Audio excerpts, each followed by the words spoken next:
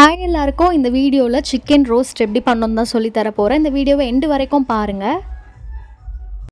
அதுக்கு ஃபஸ்ட்டு ஒரு கடாய் எடுத்து வச்சுக்கோங்க. கடாய் வந்து கொஞ்சம் நல்லா அடிகனமான கடாயாக எடுத்துக்கோங்க, இல்லைன்னா நான்ஸ்டிக் மாதிரி கடாய் கூட எடுத்துக்கலாம். அதில் ஃபஸ்ட்டு நான் நல்லெண்ணெய் ஊற்றிக்கிறேன். நல்லெண்ணெய் கடலெண்ணெய் சேர்த்து தான் இந்த ரெசிபிக்கு பண்ணால் ரொம்பவே சூப்பராக இருக்கும். மோஸ்ட்டாக நான்வெஜ் பண்ணும் போது நல்லெண்ணெய் யூஸ் பண்ணால் ரொம்பவே டேஸ்ட்டாக இருக்கும். அதனால் நான் நல்லெண்ணெய் கடலெண்ணெய் ரெண்டுமே ஆட் பண்ணிக்கிறேன். நல்லெண்ணெய் ஒரு 3 டேபிள் ஸ்பூன் வரைக்கும் ஊற்றிக்கோங்க. கடலெண்ணெயும் ஒரு 3 டேபிள் ஸ்பூன் வரைக்கும் ஊற்றிக்கோங்க. நீங்கள் எவ்வளோ ஆனியன் எவ்வளோ குவான்டிட்டி பண்ணுறீங்களோ அதுக்கேற்ற மாதிரி ஊற்றிக்கோங்க. நான் 1/4 கிலோ சிக்கனுக்கு தான் பண்ண போகிறேன். அதுக்கு நான் இவ்வளோ எண்ணெய் ஊற்றிக்கிட்டேன்.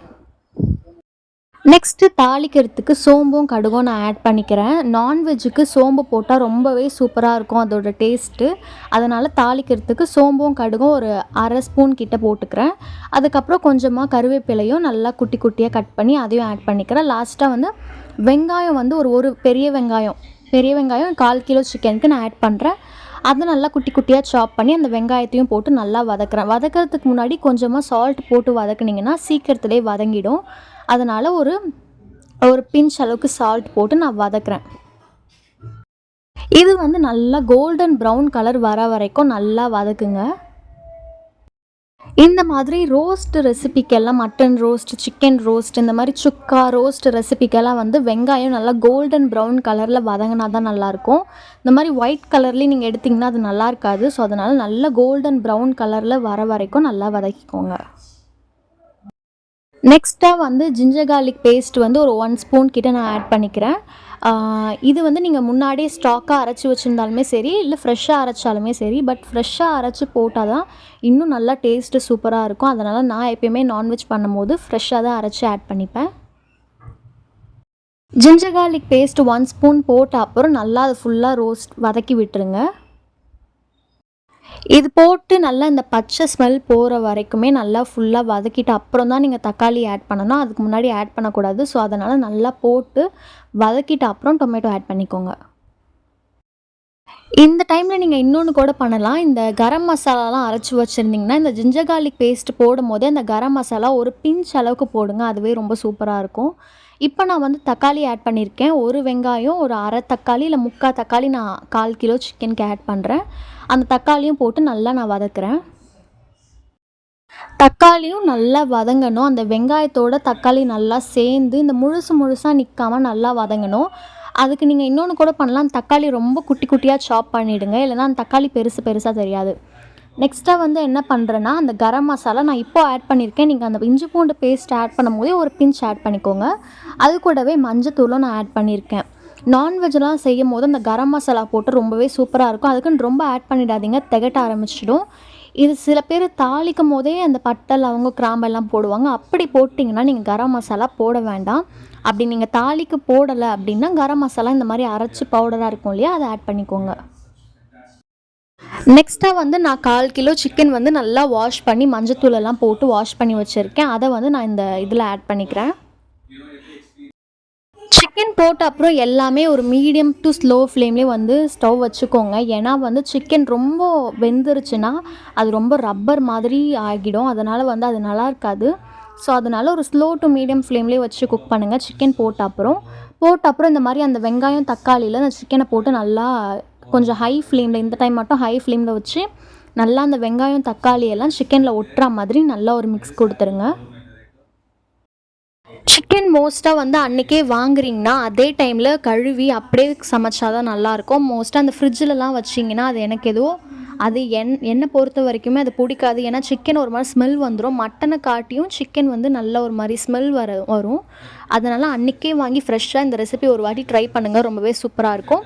நெக்ஸ்ட்டு வந்து மிளகாத்தூள் தான் ஆட் பண்ணுறேன். இது வந்து நான் வீட்டில் அரைச்ச மிளகாத்தூள் இருக்கும் இல்லையா, அது வந்து ஒரு ஆஃப் ஸ்பூன் போட்டுக்கிறேன்.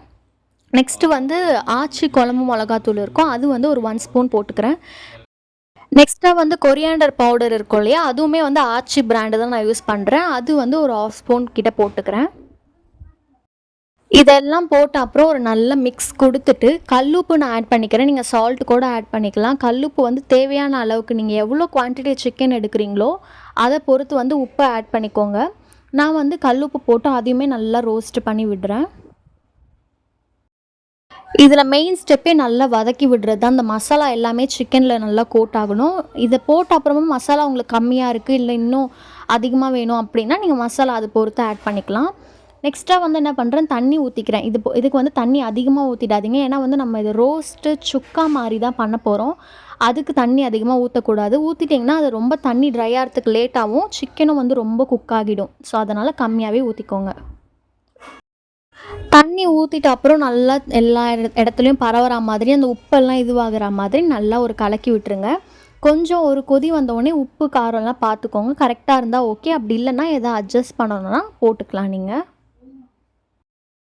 இந்த கொதிக்கிற டைம்லேயே வந்து கருவேப்பிலை இருந்தது, கொத்தமல்லி இருந்தாலுமே சரி, ரெண்டுமே குட்டி குட்டியாக நல்லா கட் பண்ணி அதில் போட்டு இன்னும் மிக்ஸ் கொடுத்துருங்க. ஏன்னா கருவேப்பிலையோட ஃப்ளேவர் நல்லா இறங்குச்சுன்னா சூப்பராக இருக்கும் இந்த மாதிரி ரோஸ்ட்டுக்கெல்லாம். அதனால் நான் கொஞ்சம் கருவேப்பிலை எடுத்து கட் பண்ணி அதில் ஆட் பண்ணிக்கிறேன். இதில் இன்னும் நல்ல கலராக வேணும் அப்படின்னா நீங்கள் காஷ்மீரி சில்லி பவுடர் எந்த பிராண்டில் வேணாலும் யூஸ் பண்ணலாம். அது போட்டாலுமே நல்லா கலர்ஃபுல்லாக இருக்கும். நம்ம ஊற்றின தண்ணி வந்து கொஞ்சம் இப்போ ட்ரை ஆகிடுச்சு. ட்ரை ஆகி நீங்கள் பார்த்தாலே தெரியும், எண்ணெய்லாம் மேலே வர ஆரம்பிச்சிடுச்சு. இந்த நல்லா இதிலேருந்து கொஞ்சம் ஒரு மீடியம் ஃப்ளேமில் வச்சு நல்லா ரோஸ்ட் பண்ணி விட்டுட்டே இருங்க. ஏன்னா வந்து அந்த மசாலா எல்லாமே அந்த சிக்கனில் நல்லா ஒட்டணும். அதனால் இந்த டைமில் நல்லா ஃபுல்லாக கலக்கி அந்த மசாலா எல்லாம் அந்த சிக்கனில் படுற மாதிரி நல்லா கலக்கி விடுங்க.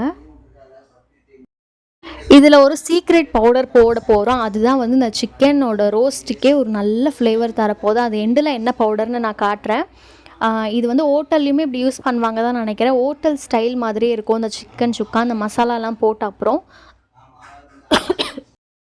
நேர்லேயே வந்து இன்னும் கொஞ்சம் ஒரு இது நல்ல கலராகவே இருந்தது. பட் ஃபோனில் இப்படி எடுக்கும்போது, வீடியோ எடுக்கும்போது கலர் கொஞ்சம் கம்மியாக காட்டுது. இப்போ நான் போடுறது தான் அந்த பவுடர். இது என்ன பவுடர்னால் வெறும் சீரகமும் மிளகும் மட்டும் அரைச்ச பவுடர். ட்ரை ரோஸ்ட் மாதிரி பண்ணி அதை அரைச்சி லாஸ்ட்டாக வந்து இந்த பவுடரை போட்டோன்னா சிக்கன் சுக்கா சூப்பராக இருக்கும். சிக்கன்லேருந்து எந்த நீச்ச ஸ்மெல்லும் வராது. அந்த மாதிரி சூப்பராக இருக்கும். இதை நீங்கள் ட்ரை பண்ணிவிட்டு கமெண்ட்டில் சொல்லுங்கள் எப்படி வந்திருக்குன்னு. அவ்வளோதான், அந்த சீக்ரெட் பவுடரும் நான் சொல்லியாச்சு. இந்த சிக்கன் சுக்கா இப்போ ரொம்ப சூப்பராக ரெடி ஆகிடுச்சு. லாஸ்ட்டாக வந்து ஒரு கொத்தமல்லி போட்டு இறக்கிட்டிங்கன்னா சூப்பராக இருக்கும். அந்த சிக்கன் சுக்காவை எடுத்து நீங்கள் அந்த கடாயிலே சாப்பாடு போட்டு பெரட்டி சாப்பிட்டாலுமே ரொம்பவே சூப்பராக இருக்கும். இந்த வீடியோ பிடிச்சிருந்தால் லைக் பண்ணி, ஷேர் பண்ணி, சப்ஸ்கிரைப் பண்ணுங்கள். தேங்க்யூ ஃபார் வாட்சிங்.